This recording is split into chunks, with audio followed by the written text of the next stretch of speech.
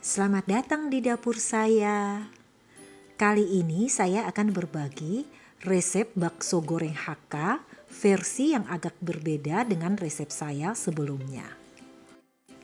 Sebenarnya sulit dikatakan resep mana yang lebih enak karena soal selera tiap orang itu berbeda-beda. Enak menurut si A belum tentu enak menurut si B. Karena itu, buat pencinta bakso goreng, tidak ada salahnya mencoba versi atau sharing dari teman yang lain supaya juga bisa menambah pengalaman cooking kita. Menyantap bakso goreng itu paling enak saat masih panas, supaya kriuknya benar-benar kerasa banget. Karena kalau disimpan setelah dingin, pasti tidak segaring saat masih panas. Nah, yuk langsung ke cara buatnya. Sambil teman-teman menyaksikan cara buatnya, saya akan paparkan beberapa perbedaan resep ini dengan resep saya sebelumnya. Pertama-tama di penggunaan daging. Penggunaan daging di resep pertama saya itu menggunakan daging samcan atau bagian perut. Sedangkan resep yang ini menggunakan daging bagian leher. Dan saya ada campurkan dengan sedikit daging yang tidak berlemak.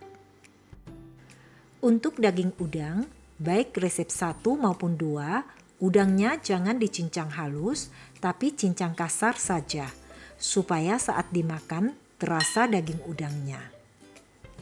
Lagi pula, daging udang yang dicincang sampai terlalu halus akan menyebabkan tekstur baksonya jadi lebih lengket dan terasa agak bantat.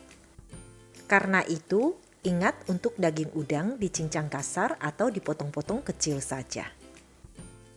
Perbedaan kedua adalah dalam pemberian rasa asin. Di resep pertama menggunakan garam yang dilarutkan ke air, sedangkan di resep kali ini ada penggunaan kecap asin. Penggunaan kecap asin ini memberi aroma yang lebih kuat, tetapi konsekuensinya bakso gorengnya akan berwarna lebih kecoklatan dibanding jika tidak menggunakan kecap asin. Berturut-turut masukkan kecap asin, merica, kaldu jamur, garam, dan gula pasir.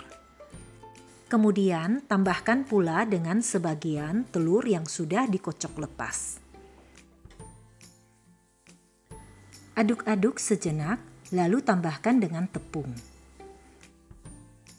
Perbedaan yang ketiga adalah penggunaan tepung. Di resep yang pertama, menggunakan full tepung tapioka. Tetapi di resep ini ada campuran penggunaan sedikit tepung terigu. Dengan adanya penambahan tepung terigu, membuat tekstur bakso gorengnya agak berbeda dengan resep pertama. Jadinya daging bakso lebih tidak terlalu merekat. Saya recommended teman-teman untuk mencobanya, karena menurut saya tekstur bakso goreng ini jadi lebih bagus. Tetapi tentunya kembali lagi ke selera masing-masing. Jika teman-teman punya resep bakso goreng andalan, silahkan komen dan sharing ya.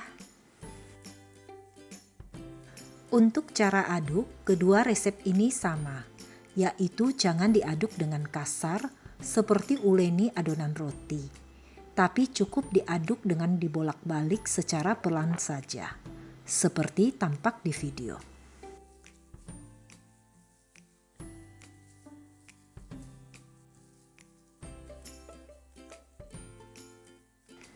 Masukkan semua tepung dan telur dan aduk bolak-balik secara perlahan sampai tercampur rata dan tidak terlihat lagi tepung-tepungnya.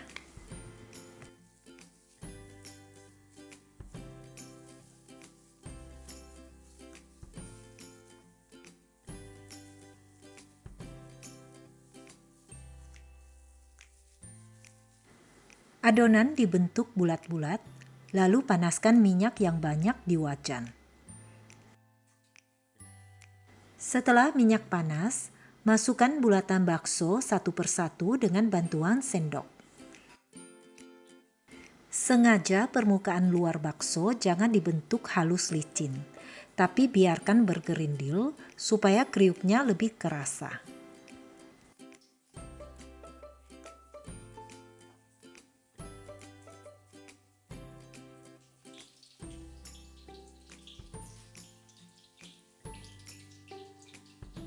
Selesai semua bulatan bakso dicemplung ke minyak, segera aduk bakso dari tengah wajan supaya bakso yang sudah mulai kekuningan dipindahkan ke bagian pinggir dan yang masih berwarna pucat dipindah ke bagian tengah.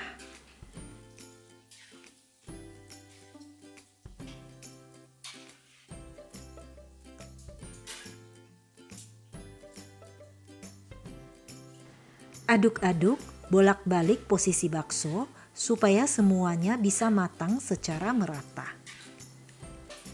Setelah semua bakso matang dan berwarna coklat keemasan, angkat dari wajan. Untuk warna bakso memang lebih gelap karena adanya penggunaan kecap asin. Tapi tidak masalah karena dengan adanya penggunaan kecap ini memberi aroma yang nikmat untuk bakso gorengnya. Nah, bakso gorengnya siap disantap dengan sambal bawang putih yang super duper mantap. Resep sambal bawang ini adalah resep tempo dulu yang bisa tahan lama di suhu ruang tanpa harus dimasukkan ke kulkas. Karena zaman dulu belum ada yang namanya kulkas. Next, saya akan share khusus untuk sambalnya ya. Oke teman-teman, terima kasih sudah berkunjung ke dapur saya. Jangan lupa like, komen, dan juga share karena sharing is caring. Bye-bye.